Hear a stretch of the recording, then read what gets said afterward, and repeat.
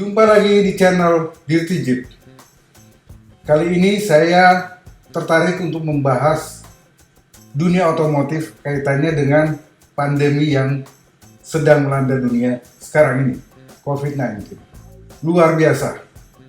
Pandemi ini berhasil membuat aktivitas di seluruh dunia seakan terhenti. Tapi ada satu kabar gembira dari dunia otomotif, bahwa ternyata di tengah pandemi ini, para produsen mobil seakan berlomba-lomba untuk mengulurkan tangan.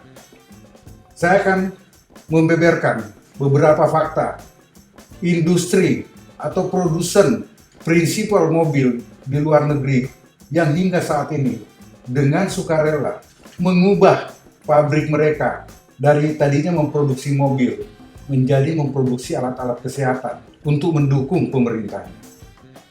Dan juga bagaimana produsen mobil ini memberikan sumbangan kepada pemerintahnya. Mereka rela untuk tidak memproduksi mobil. Mereka rela untuk memangkas keuntungan.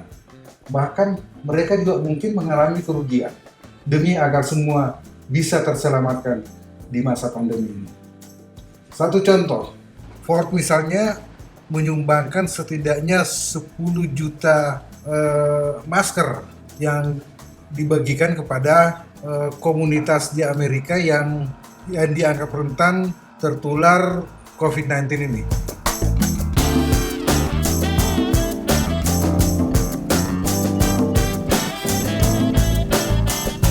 Spanyol yang juga mengalami serangan COVID-19 cukup berat. Di sana ada industri atau mobil nasional mereka dengan brand Seat. Pabrik mobil Spanyol ini juga mendonasikan 100.000 euro untuk pengembangan vaksin menghadapi virus COVID-19. Ini luar biasa. Jadi keterlibatan dunia otomotif sangat nyata sesuai dengan kemampuan mereka. Dan ini bukan cuma di Italia. Tapi sebuah ironi justru terjadi di Republik kita. Saya sempat kaget membaca di media bahwa agen pemegang merek mobil di Indonesia ternyata mengajukan relaksasi pajak untuk penjualan mobil. Kalau dihitung-hitung, pengurangan dari pembayaran pajak ini bisa mencapai 40-45% dari harga mobil yang biasanya dibayar oleh konsumen. Ini saya katakan sebuah ironi.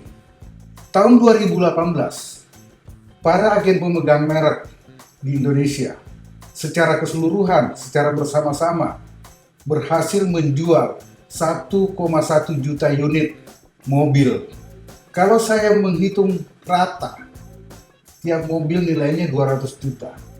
Berarti ada pemasukan di tahun 2018 kurang lebih 200 triliun rupiah. Di tahun 2019 lalu memang penjualan tidak mencapai angka 1 juta, tapi mendekati ke angka itu. Itu artinya bahwa para pemain atau para agen pemegang merek mobil Indonesia sebenarnya menikmati keuntungan dari penjualan yang dari tahun ke tahun meningkat. Nah, sekarang mengharapkan relaksasi pajak dari pemerintah dengan alasan agar industri ini bisa berkelanjutan. Ini jelas sebuah ironi.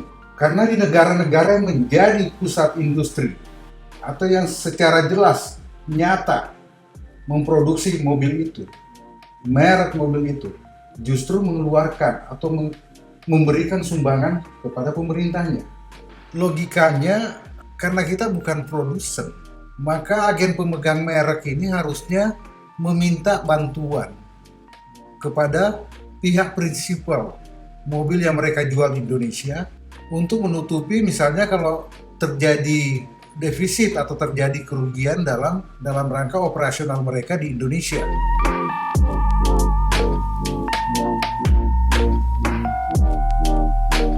Dan satu hal yang perlu dipahami, bahwa pasar mobil Indonesia ini adalah yang terbesar di kawasan ASEAN. Jadi harusnya kita justru mendapat dukungan dari prinsipal otomotif ini agar bisnis atau penjualan mereka bisa tetap berlanjut di Indonesia walaupun ada pandemi COVID-19 ini. Jadi ini saya anggap permintaan relaksasi pajak kepada pemerintah ini sangat tidak relevan.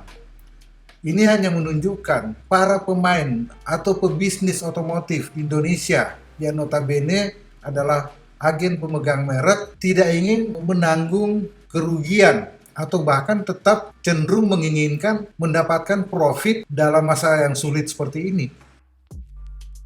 Kalau misalnya alasannya adalah untuk mendongkrak penjualan mobil, saya merasa ini alasan yang terlalu klise.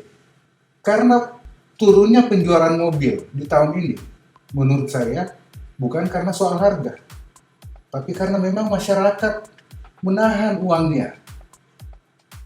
Takut pandemi ini berkepanjangan, dan mereka akan berpikir prioritas pertama adalah kebutuhan primer.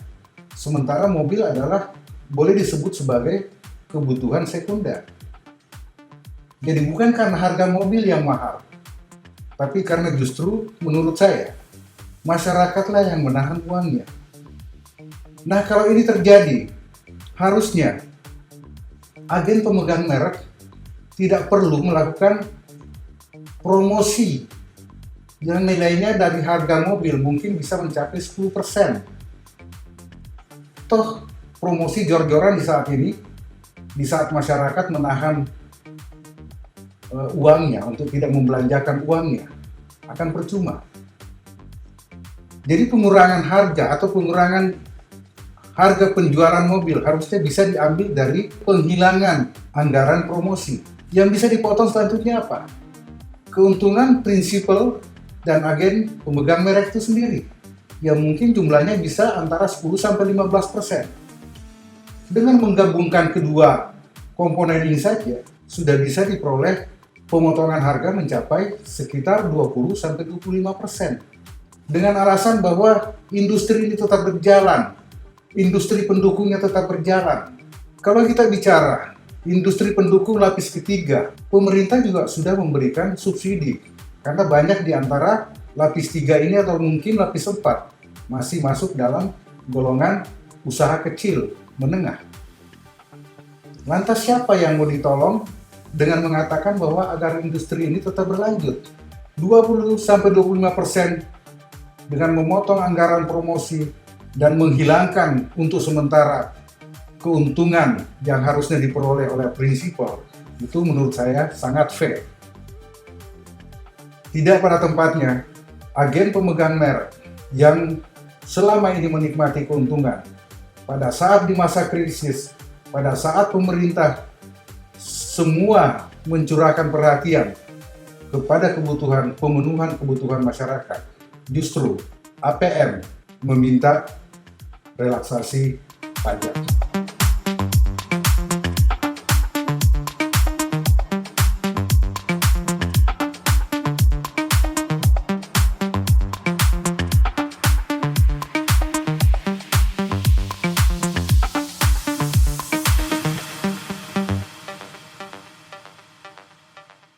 Semoga tayangan kali ini bisa memberikan pencerahan.